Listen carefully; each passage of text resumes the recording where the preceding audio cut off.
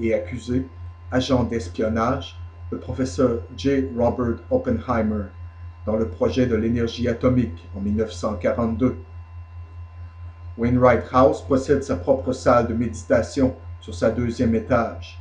La salle contient l'autel de bois d'Aqaba, d'abord utilisé dans la salle de méditation de l'ONU, et les chaises et les rideaux en bois cerise de cette pièce, présentée aux Amis des Nations Unies en 1957. La maison contient également une grande bibliothèque centrée autour de la Thomas Surgery Memorial Library, une collection de 1600 $ de livres sur la religion et l'occultisme, où l'on peut lire sur le spiritisme, le zen, le taoïsme, le yoga, le judaïsme, etc. Chaque livre de la bibliothèque dispose d'un ex-libris conçu par l'artiste Fritz Heckenberg. Son ex-libris représente l'ancienne croix en forme de T, entourée d'un serpent, symbolisant la sagesse et la guérison, en formant la lettre S. Le T et le S, les initiales de Thomas Surgery, sont couronnés par le lotus, la représentation védantique de tout être. En arrière-plan se trouve la ville de Jérusalem, sur laquelle brillent deux étoiles, l'étoile de l'Est du christianisme et l'étoile à 6 branches du judaïsme. Une flamme propage un arc de lumière au-dessus, proclamant la continuité de la vie et l'immortalité de l'âme. M. Oldfield Howey nous dit dans The Encircled Serpent que dans le symbolisme de l'Égypte, je cite, le serpent est constamment représenté comme surmontant une croix. Le serpent d'airain était un palladium ou un talisman, sous la forme d'un serpent enroulé autour du tau mystique ou T. Le serpent élevé par Moïse était à l'origine l'Égyptien, Dieu Soleil, qui était maintenant connu de son peuple comme Jéhovah. Fin de la citation. Joseph von Hammer, dans l'Histoire des assassins, explique le tau comme la figure du phallus. Je cite, chez les Égyptiens, le lotus était le symbole d'Osiris et d'Isis. Il était estimé un ornement sacré pour les prêtres. Fin de la citation. L'étoile à 6 branches est le grand talisman oriental connu sous le sceau de Salomon. Son sens, mesdames et messieurs, et l'identité d'Osiris et d'Isis a déjà été expliquée dans des épisodes passés de l'heure du temps. Il sera également expliqué lors d'une édition ultérieure de l'heure du temps, lorsque nous discuterons du grand sceau des États-Unis d'Amérique. L'arc de lumière sur l'ex-libris est l'Ensof, à partir des écrits kabbalistiques ou la théosophie mystique qui enseigne qu'il a créé le monde en vertu de 10 émanations de l'infini. Les émanations ou séphiroth sont disposées dans une forme appelée l'arbre de vie, qui à son tour est verticalement composé de 3 piliers. C.W. King, dans son Gnostics, indique que les 2 piliers extérieurs, je cite, figurent largement parmi toutes les sociétés secrètes des temps modernes, et naturellement ainsi, car ces Illuminati ont emprunté, sans la comprendre, la phraséologie des kabbalistes. Fin de la citation. Dag Hammarskjöld a appelé l'autel un rappel de cette, je cite, pierre angulaire sur laquelle doit reposer tout effort humain. Fin de la citation. La salle de méditation fait face au nord-nord-est. Pour entrer dans la salle, il faut procéder de l'obscurité à la lumière. De l'obscurité à la lumière. Avec ces faits à l'esprit, notez le symbolisme kabbalistique de la description suivante de la pierre angulaire par une autorité.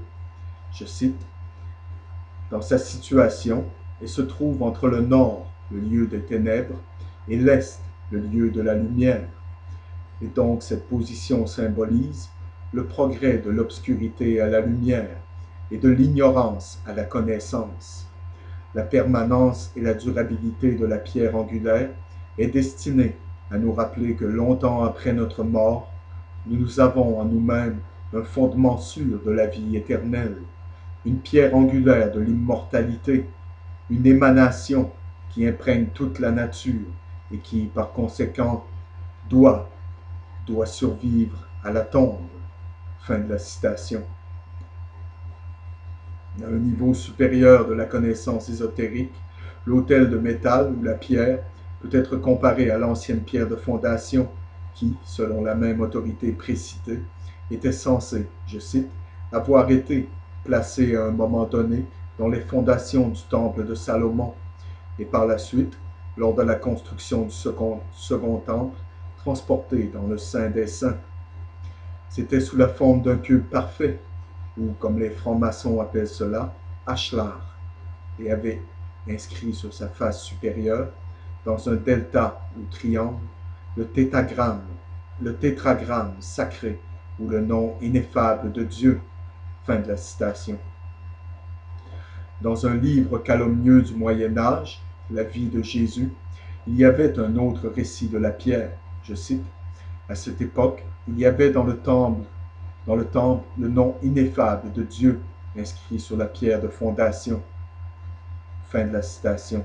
Ce livre scandaleux procédait à affirmer que notre Sauveur, je cite, a astucieusement obtenu une connaissance du tétragramme à partir de la pierre de la fondation et que son influence mystique lui a permis de réaliser ses miracles. Il y avait une prévalence très générale parmi les premiers peuples de l'Antiquité du culte des pierres comme les représentants de Dieu. Fin de la citation. Et en Angleterre, la reine est assise sur un trône sous lequel est une pierre. Cela se produit dans presque tous les temples anciens. Et, je cite, dans chaque temple antique, il y avait une légende de la pierre sacrée ou mystique. La pierre mystique, là, a reçu le nom de pierre de fondation. Et les scribes qui étaient descendus de Jérusalem ont dit, il possède Bézébut, et par le prince des démons, il chasse les démons. Fin de la citation. Alfred Edward Waite, dans son étude du Zohar, le manuel kabbalistique du XIVe siècle, intitulé La doctrine secrète d'Israël, a écrit, page 62, je cite, une pierre mystérieuse appelée Shetia, qui a été jetée par l'Éternel dans l'abîme, de sorte à former la base du monde et donner naissance à celle-ci. On peut dire par ailleurs qu'elle était comme une pierre cubique ou autel, car son extrémité était cachée dans la profondeur, tandis que sa surface ou sommet surgissait au-dessus du chaos. C'était le point central dans l'immensité du monde, la pierre angulaire, la pierre éprouvée, la fondation sûre, mais aussi cette pierre qu'ont rejetée les bâtisseurs. Fin de la citation. Et où avons-nous entendu cela? Eh bien, les amis, nulle part ailleurs que dans les enseignements de la franc-maçonnerie. Mais quelle est, vraiment, dans le sens chrétien, la pierre angulaire? Ésaïe a dit, je cite, « C'est pourquoi ainsi parle le Seigneur, l'Éternel. Voici, j'ai mis pour fondement en Sion une pierre éprouvée, une pierre angulaire de prix, solidement posée. Celui qui la prendra pour appui n'aura point hâte de fuir. » Fin de la citation. La pierre d'angle est Jésus-Christ, la pierre qu'ont rejetée les bâtisseurs. L'on n'a point besoin d'aller plus loin que l'entrée intérieure de la salle de méditation pour voir la preuve concrète de l'impiété des Nations Unies. Ce mot colle dans ma gorge, impiété. La pierre, l'autel de métal, dans son cadre rigide en cette salle, est en soi un symbole d'idolâtrie. Je cite, « Le culte de la pierre était peut-être la plus ancienne forme de fétichisme. Eusèbe cite Porphyre, disant que les anciens représentaient la divinité par une pierre noire, parce que sa nature est obscure et impénétrable. Le lecteur, ici, se rappellera de la pierre noire, Hajar el-Aswad, basée dans le coin sud-ouest de la Kaaba à la Mecque, qui était vénérée par les anciens Arabes. Les druides, c'est bien connu, n'avaient pas d'autre image de leur dieu que des cubicules ou parfois des pierres colonnaires. Pour utiliser la langue de Dudley, le pilier ou la pierre a été adapté comme un symbole de force et de fermeté, un symbole aussi de la puissance divine et par inférence prête, un symbole ou idole de la divinité elle-même. Fin de la citation. Le dieu Hermès, Mercure, était représenté sans main ou pied, soit une pierre cubique, parce que la figure cubique dénotait sa solidité et sa stabilité. Hammarskjöld, dans le discours cité plus haut, a déclaré, je cite, « Dans ce cas, nous voulions que cet autel massif donne l'impression de quelque chose de plus que temporaire.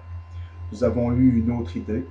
Nous avons pensé que nous pourrions bénir par nos pensées l'actuel matériau à partir duquel les âmes sont faites. » Fin de la citation.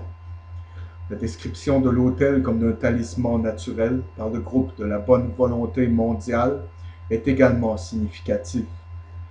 Talisman est un terme qui désigne une pierre ou un autre objet, gravé avec des chiffres ou des caractères auxquels on attribue des pouvoirs occultes, des influences planétaires et configurations célestes en vertu desquelles elle a été faite. Les autels, chez les anciens, étaient généralement faits de gazon ou de pierre, généralement sous une forme cubique. Des autels ont été érigés longtemps avant les temples. L'axe lumineux sur l'autel dans la salle de méditation projette une ombre au nord. L'utilisation du nord comme un symbole des ténèbres est une partie de l'ancien culte du soleil, dont nous trouvons tant de reliques dans le gnosticisme, dans la philosophie hermétique. En franc-maçonnerie, dans les temples de toutes les sociétés secrètes qui existent en une appartenance, est la forme d'une pyramide avec tout un tas d'épais idiots, assoiffés de secrets qu'ils ne sauront jamais, et quelques-uns au sommet qui comprennent vraiment que le seul secret est de savoir comment contrôler ceux en bas. L'Est était le lieu de naissance quotidien du Soleil, et donc très vénéré, le Nord le lieu de son décès annuel. Enfin, il faut souligner qu'avant tout, l'autel dans la salle de méditation est non sanctifié et impie. Il n'a pas de sens sacré, ne peut inspirer aucun respect et n'est pas inviolable. Cet autel ne peut pas être utilisé pour le sacrifice dans tout autre sens que profane. Mesdames et messieurs, un indice pour le symbolisme de la peinture murale est donné dans les descriptions de Hammarskjöld et de Beskow de son but. C'était pour, je cite, ouvrir le mur pour donner une sensation d'espace, du vide, en effet pour prolonger la salle plus loin, dans une autre dimension en quelque sorte. Fin de la citation. Le feuillet des Amis, un appel à la prière, indique que le thème de la peinture murale est l'infini. Maintenant, penchons-nous sur cette fresque carrément du point de vue de l'ésotériquement incliné, l'occultiste, l'adepte, l'initié. Il y a une disposition asymétrique de l'ensemble de la peinture murale dans ce qu'on appelle un carré magique, qui est un carré disposé dans un nombre égal de cellules, dans ce cas 9, 3 rangées vers le haut et 3 rangées vers le bas. Le jeu de tic-tac-toe est basé sur ce genre de carré. Le carré magique talismanique a une série de chiffres dans les cellules. L'énumération de tous, dont les colonnes, verticalement, horizontalement et en diagonale, donnera la même somme. Les 9 chiffres suivants, disposés de façon à s'additionner pour donner 15 dans n'importe quelle direction, étaient considérés comme sacrés, car 15 est la valeur numérique du mot hébreu pour Dieu, Jah, appelé J-A-H, qui est l'une des formes du tétragramme. Et dans les lignes qui traversent, de gauche à droite, et dans chaque ligne, la première ligne, les chiffres sont 4, 9 et 2, et dans la deuxième rangée, les chiffres sont 3, 5 et 7, et dans la troisième rangée, les chiffres sont 8, 1 et 6. Que vous les additionnez diagonalement, verticalement ou horizontalement, peu importe dans quelle direction vous allez, ils s'additionnent toujours pour donner le nombre 15.